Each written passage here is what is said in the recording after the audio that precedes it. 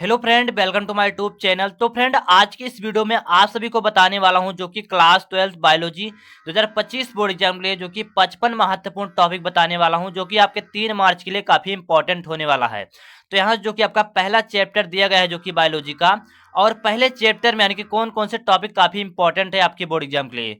जो कि यहाँ पर पहला टॉपिक दिया गया है यानी कि परिपक्व पराग कोष आपको तैयार करना होगा, और जो कि आपका दूसरा टॉपिक दिया गया है यानी कि टेप्टम आपको तैयार कर लेना होगा, और तीसरा जो कि आपका टॉपिक दिया गया है कि भ्रूणकोश तथा भ्रूणपोष भी आपको तैयार कर लेना होगा। और यहाँ जो कि आपका चौथा टॉपिक दिया गया है कि द्विनिषेचन भी काफी इंपॉर्टेंट है ये टॉपिक आपके बोर्ड एग्जाम के लिए। और जो कि पांचवा यहाँ पर दिया गया है अनिषेक फलन। अनिषेक फलन भी आपके बोर्ड एग्जाम में हर साल पूछा जाता है। और यहाँ जो कि आपका छठा टॉपिक दिया गया है यानी कि आसंग जनन। आसंग जनन भी काफी इंपॉर्टेंट है, इसको भी आपको तैयार कर लेना होगा।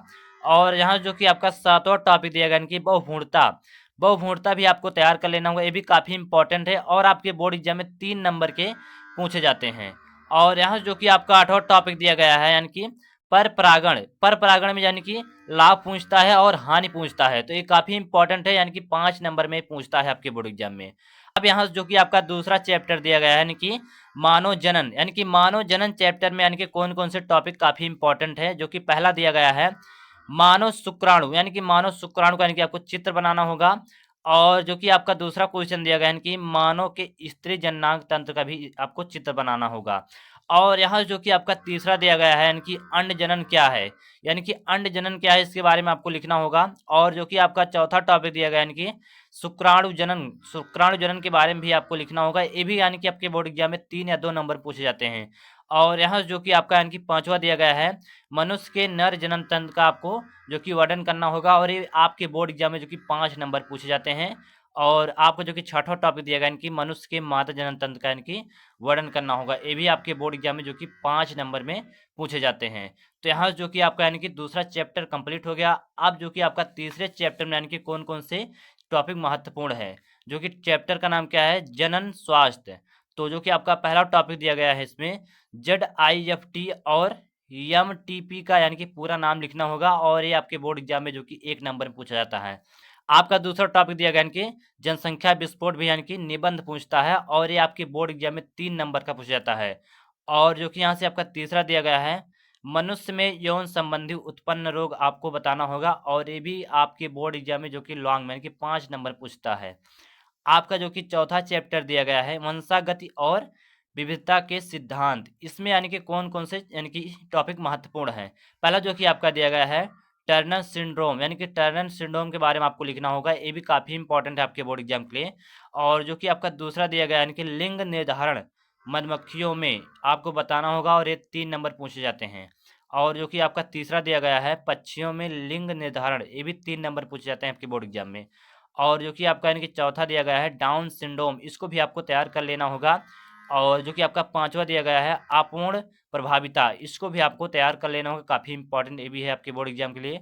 और जो कि आपका छठा टॉपिक दिया गया है मेंडल पर यानी कि विस्तृत टिप्पणी आपको लिखना होगा, ये आपके बोर्ड एग्जाम में जो कि 5 नंबर में पूछा जाता है।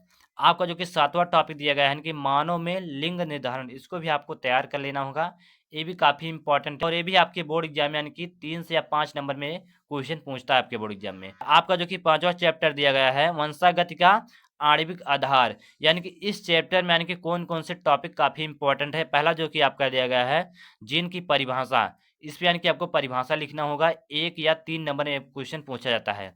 और जो कि आपका दूसरा दिया गया है DNA एवं आनुवांशिक पदार्थ की व्याख्या करना होगा, 3 नंबर में क्वेश्चन पूछा जाता है। और आपका जो कि तीसरा दिया गया है मानव जीनोम परियोजना पर टिप्पणी आपको लिखना होगा, ये भी काफ़ी इंपॉर्टेंट है। और आपका जो कि चौथा दिया गया है DNA तथा RNA में आपको अंतर लिखना होगा, 3 नंबर में टॉपिक पूछा जाता है आपके बोर्ड एग्जाम में। और जो कि आपका पांचवा है अनुवांशिक कूट, ये भी काफ़ी इंपॉर्टेंट है आपके बोर्ड एग्जाम के लिए। और आपका छठवां टॉपिक दिया गया है RNA पर यानी कि संक्षिप्त टिप्पणी आपको लिखना होगा, ये भी काफ़ी इंपॉर्टेंट है आपके बोर्ड एग्जाम में। तो यहाँ जो कि आपका यानी कि पांचवा चैप्टर कंप्लीट हो गया। आपका जो कि छठवां चैप्टर जो कि दिया गया है यानी कि जैव विकास। यानी कि जैव विकास में यानी कि कौन कौन से टॉपिक महत्वपूर्ण है। पहला जो कि आपका दिया गया है मिलर के प्रयोग, यानी कि मिलर के प्रयोग आपको लिखना होगा, ये भी काफ़ी इंपॉर्टेंट है आपके बोर्ड एग्जाम के लिए। और जो कि आपका दूसरा दिया गया है उत्परिवर्तन। पर आपको संक्षिप्त टिप्पणी लिखना होगा। ये आपके बोर्ड एग्जाम में 3 नंबर में पूछे जाते हैं। और जो कि आपका तीसरा दिया गया है समजात एवं समरूप अंगों के यानी कि नाम आपको लिखना होगा। ये भी काफ़ी इंपॉर्टेंट है। ये आपके बोर्ड एग्जाम में 3 या 5 नंबर पूछा जाता है। और जो कि आपका चौथा टॉपिक दिया गया है डार्विन के योगदान पर टिप्पणी, इसको भी आप तैयार कर लेना, काफ़ी इंपॉर्टेंट है। और जो कि आपका पांचवा दिया गया है मानव उद विकास पर निबंध आपको लिखना होगा। ये भी काफ़ी इंपॉर्टेंट है आपके बोर्ड एग्जाम के लिए।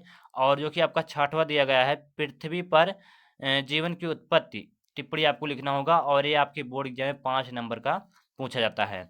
आपका जो कि सातवां चैप्टर दिया गया है मानव स्वास्थ्य तथा रोग, यानी कि इस चैप्टर में यानी कि कौन कौन से टॉपिक इंपॉर्टेंट है। पहला जो कि आपका दिया गया है मानव स्वास्थ्य तथा रोग पर टिप्पणी आपको लिखना होगा। दूसरा जो कि आपका दिया गया है परजीवियों द्वारा उत्पन्न किन 2 रोगों के नाम आपको लिखना होगा।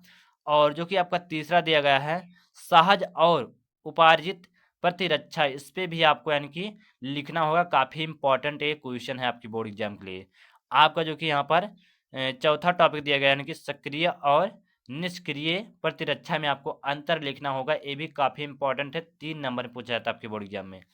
आपका जो कि पांचवा क्वेश्चन दिया गया है प्रतिरक्षी पर टिप्पणी आपको लिखना होगा। ये भी काफ़ी इंपॉर्टेंट है आपके बोर्ड एग्जाम के लिए। और जो कि आपका छठवां टॉपिक दिया गया है कि टीकाकरण पर एक संक्षिप्त टिप्पणी आपको लिखना होगा। ये आपकी बोर्ड एग्जाम में 3 या 5 नंबर में पूछता है, काफ़ी इंपॉर्टेंट है, हर साल एक क्वेश्चन पूछा जाता है आपके बोर्ड एग्जाम में। आपका जो कि सातवां टॉपिक दिया गया है टाइफाइड रोग पर टिप्पणी आपको लिखना होगा। ये भी काफ़ी इंपॉर्टेंट है। और ये क्वेश्चन जो है आपकी बोर्ड एग्जाम 5 नंबर का यानी कि लॉन्ग में पूछता है।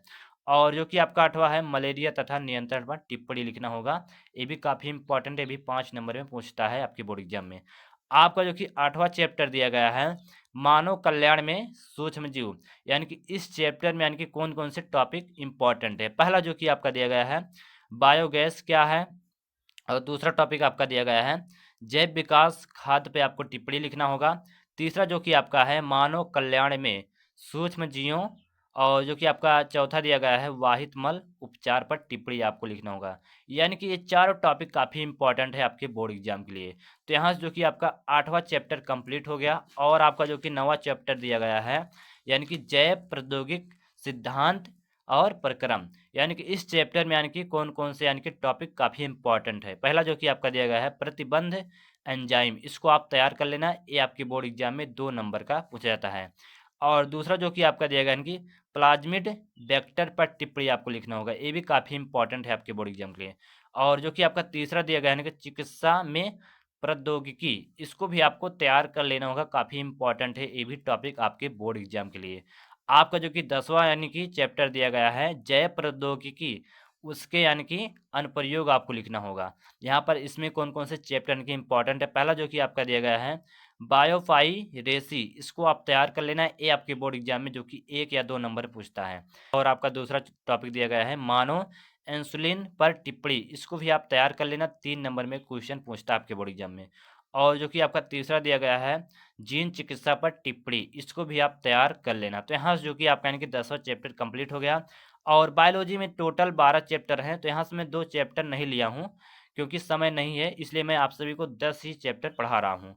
तो इन 10 चैप्टर के यानी कि जितने भी इंपॉर्टेंट टॉपिक हैं आप लोग तैयार कर लेना। तो आशा करता हूँ गाइज आप सभी को ये वीडियो पसंद आई होगी। अगर वीडियो पसंद आए वीडियो को लाइक कर देना और चैनल को सब्सक्राइब कर देना। चलिए गाइज मिलते हैं नेक्स्ट वीडियो में। जय हिंद, वंदे मातरम।